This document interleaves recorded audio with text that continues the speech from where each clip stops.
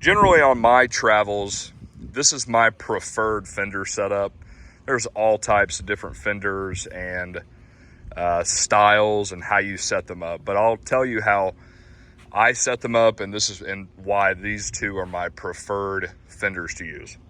The one on the left here is a tailor-made Big B. That is the 34 by 12 size.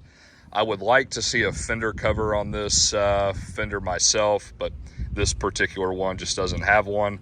The main reason is they get dirty and they can get filled up with dirt and grease and stuff, and that will go into the gel coat or paint of your freeboard when it lays up against a floating dock. And the fender cover just helps prevent scratches and anything like that. Now, the reason the Big B series is my preferred one that I like to use over their competitor, which is the TaylorMade Super Guard. Number one, the Big B just looks cleaner. The line goes all the way through and you can simply tie a knot, or they have these plastic fittings that will go up into that hole.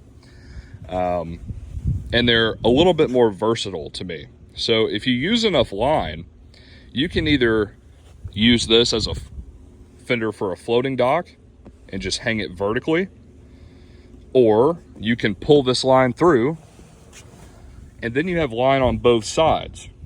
And when you have line on both sides, then you can use it at a fixed dock when you hang your fenders horizontally, and you can tie a clove hitch rail onto each end of the line. The other fender here is just a typical ball fender.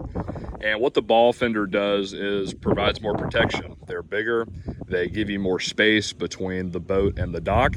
They're not the best to use in all situations, but for example, lock walls and sea walls, when you're up against concrete, it's good to have a little bit more protection and space.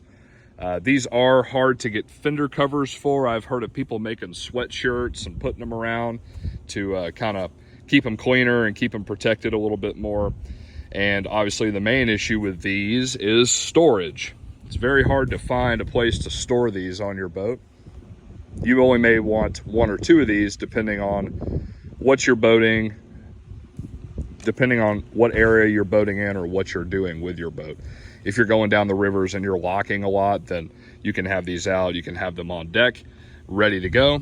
Or if you're just doing casual boating in South Florida or whatever, and you don't need these big ball fenders every day, you can keep them stored away and you can inflate them quickly if you do need them.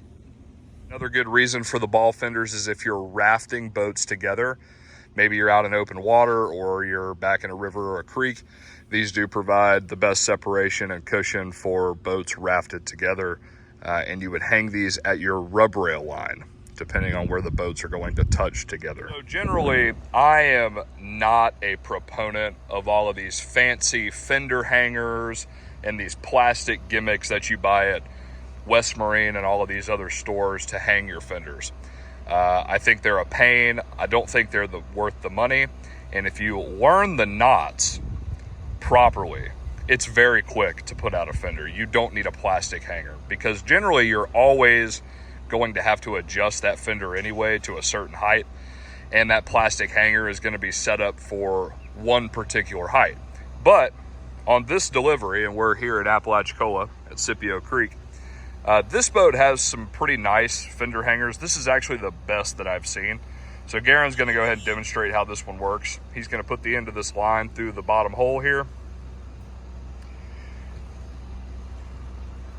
And this is one of the better ones I've seen because it locks in and it's adjustable very quickly. So he can run the line through there, pull it in, and it won't move. He's pulling tight on it and the line won't slip. And then to simply adjust it, pull it out, bring it up, and tuck it in again.